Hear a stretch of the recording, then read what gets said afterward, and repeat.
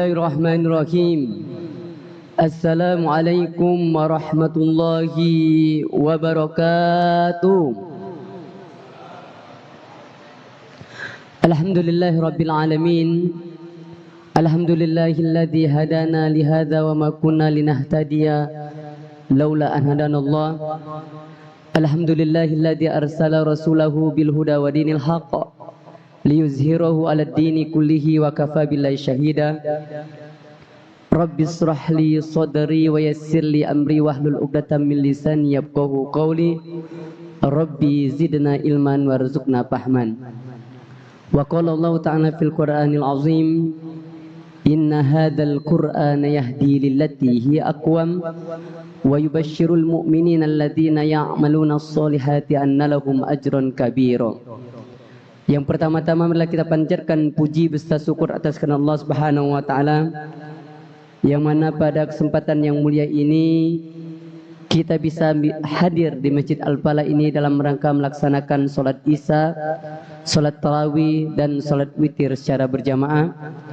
Salawat beriring salam tetap tercurahkan kepada baginda besar Nabi Muhammad sallallahu alaihi wasallam. Jamaah salat Isya, tarawih dan witir Masjid Al-Falah yang dirahmati Subhanahu wa taala. Sebagaimana kita ketahui, hadis Jibril tentang iman, Islam dan ihsan. An Umar radhiyallahu anhu aidan qala bainama nahnu julusin inda Rasulullah sallallahu alaihi wasallam zata yaumin iztala alaina rajulun syadidun bayadis thiyabi syadidun sawadis sa'ar la yura alaihi minna ahadun la yura alaihi wa la ya'rifu minna ahadun hatta jalasa ila nabi sallallahu thumma qala ya Muhammad akhbirni anil iman. Pada suatu hari datanglah Jibril alaihi salam dengan menyerupai manusia dengan berpakaian putih, tetapi para sahabat tidak menemukan seseorang ini habis dari perjalanan. Kemudian tiba-tiba duduk bersama Rasulullah, kemudian mendekatkan lututnya dan bertanya, ya Muhammad akhbirni anil iman. Wahai Muhammad, beritahu kami makna iman sebenarnya itu apa. Kemudian Rasulullah SAW menjawab, antu'mina billahi wa malaikatihi wa kutubihi wa rusulihi wal yaumil akhir wa min qadrihi khairihi wa sarrihi. Kemudian Rasulullah menjawab, kamu mengiman dan percaya kepada Allah, kepada malaikat, kepada kitab-kitab Allah yang telah diturunkan, kepada para nabi, kepada hari kiamat, dan qada-qadar ketentuan Allah Subhanahu wa taala.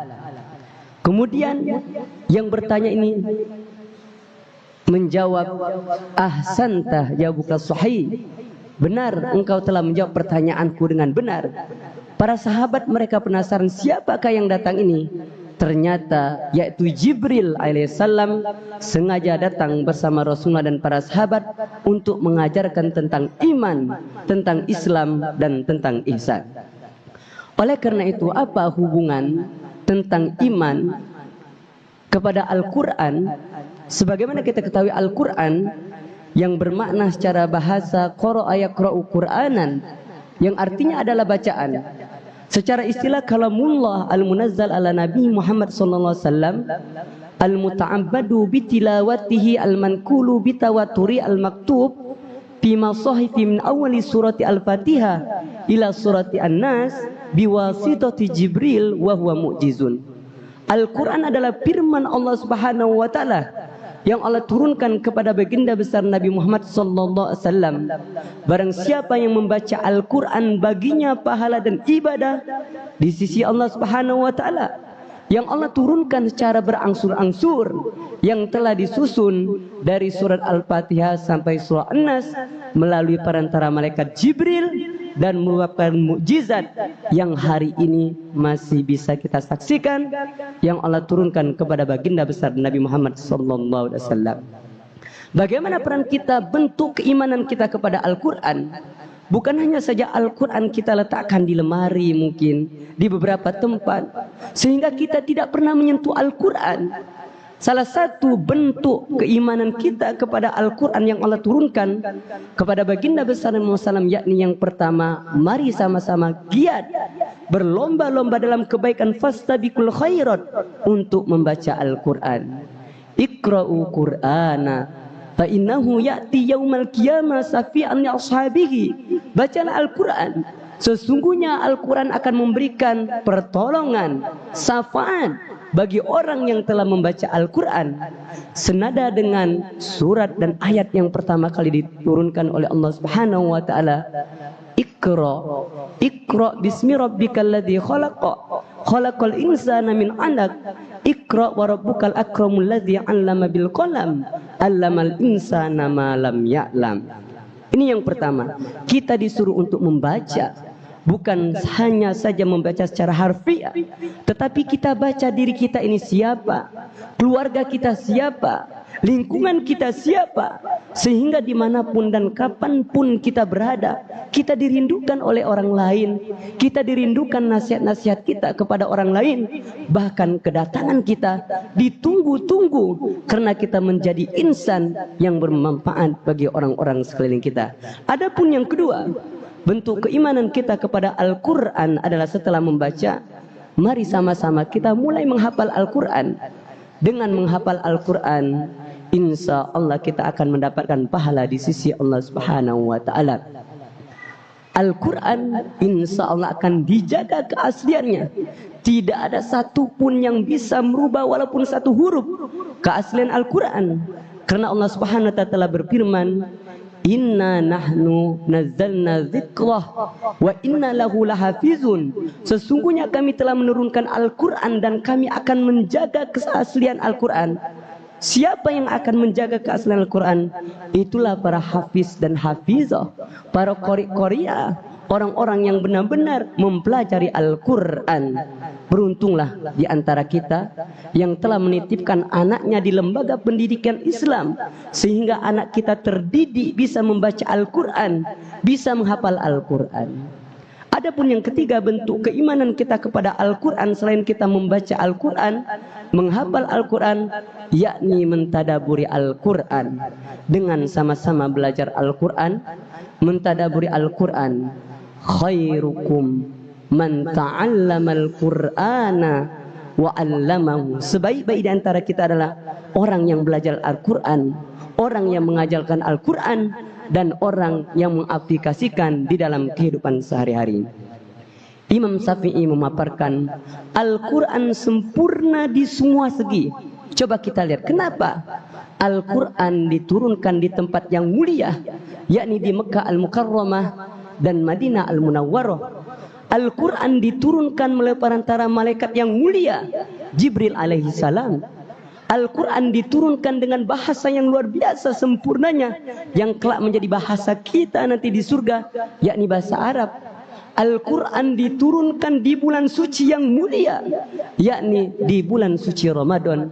Dan Al-Quran diturunkan kepada manusia yang paling mulia di muka bumi ini, yakni baginda Nabi Muhammad sallallahu alaihi wasallam.